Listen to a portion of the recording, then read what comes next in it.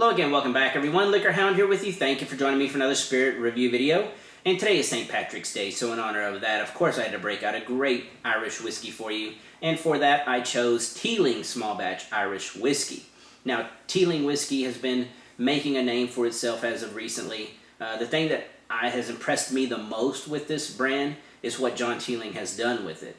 The decisions that he has made along the way for this specific bottling. Now, I'm not surprised by John Teeling's expertise in that way because he is the man behind the Cooley Distillery. He is the one that has founded other great names and great brands like Kilbeggan, Greenore, Connemara, Tyrconnell. So he's done this time and time again with different brands. But with this one, what really impressed me was, A, he took the time to get a really nice, beautiful bottle. We'll say that right away. I love the shape, the color, how traditional and great looking the label is. But more importantly, he made great decisions as non-chill filtering this whiskey.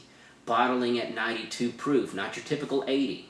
Yes, you make more money, you make more profit at 80 proof.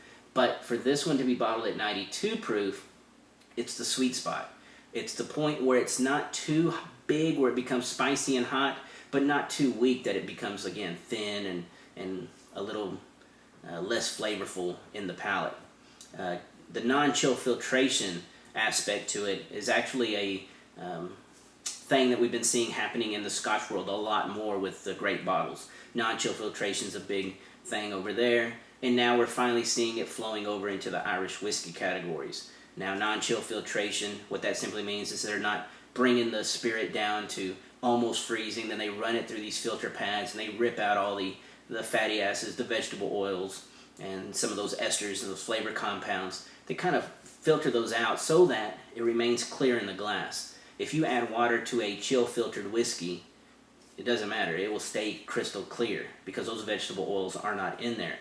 But a non-chill filtered whiskey, you add water to it, it will eventually cloud up. Probably about 20-30 minutes it'll start getting cloudy.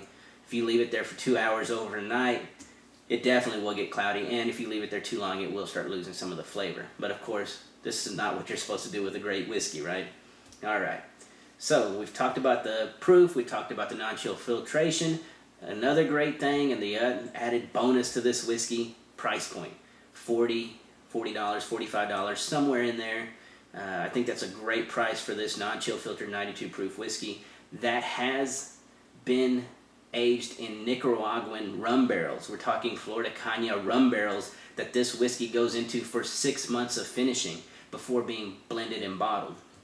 I think that's tremendous because that rum barrel influence is adding a really nice complexity of flavors and also a sweetness component to it that is very carefully blended by John to not be overly sweet or not be too rum barrel influenced. He's maintain the Irish whiskey character throughout. But let's go ahead and get to the actual nosing, and we can get to that right now. Looking at the color, it's a very typical Irish whiskey color, looking like straw, very almost verging on golden, very, very nice. On the nose, wow, lots of sweet fruits, and we are talking fruits like orchard fruits. Here I get apricots right away, pears, a hint of nectarine, a little bit of apples in here as well. Some spices going on, feeling like, I want to say allspice, but there's also like a dried orange peel aspect to it, so I'm going to lean more towards saying it smells like mulling spices, where you get the mix of the nutmeg, the cinnamon, the clove, and the orange peel. There is a nice grass, like a green grass aromatic going in here. Nice grain component as well. And a floral note, just to add a super complex whiskey, you get a really nice floral note being honeysuckle. At first I was nosing it and I was thinking honey, but it feels more floral, and then I thought, bang, honeysuckle, that's what that is. Definitely with a little bit of that old dried orange peel in there. And a little bit of vanilla as well. Really, really beautiful nose. Let's go ahead and get to the actual tasting.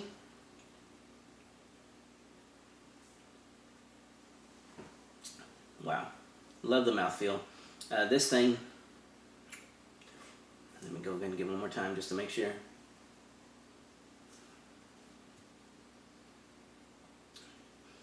As it enters, it feels very, very nice and viscous. It's maybe medium, maybe just above a medium viscosity. Fairly oily for a Irish whiskey. As it enters, it feels soft. As it goes down, soft and kind of creamy. And then all of a sudden, you get the swell of those fruits, those very candied fruits that I was talking about, those orchard fruits with the pears, specifically the pears and the apricots. And you can throw in the nectarines and a little, kind of like a golden apple is what I would lean towards. Not really the reds, but the golden.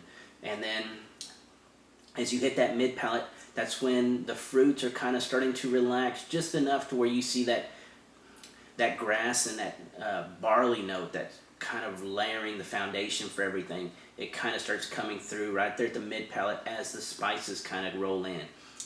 Those mulling spices that I was getting on the nose are definitely there.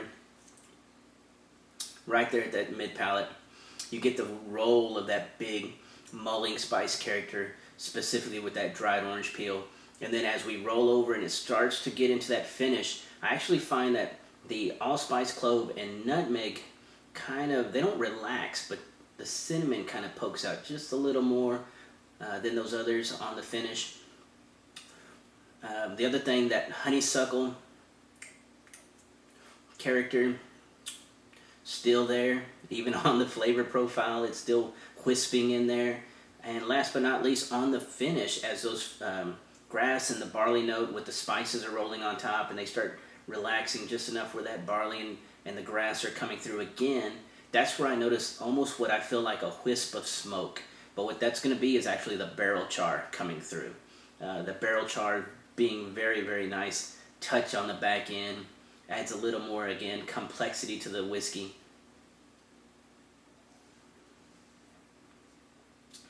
Man, I can't believe, when you taste this, you won't believe that you just paid $35, $45 for a whiskey. Definitely feels bigger than that. Worth every penny, in my opinion, for that Teeling small batch Irish whiskey.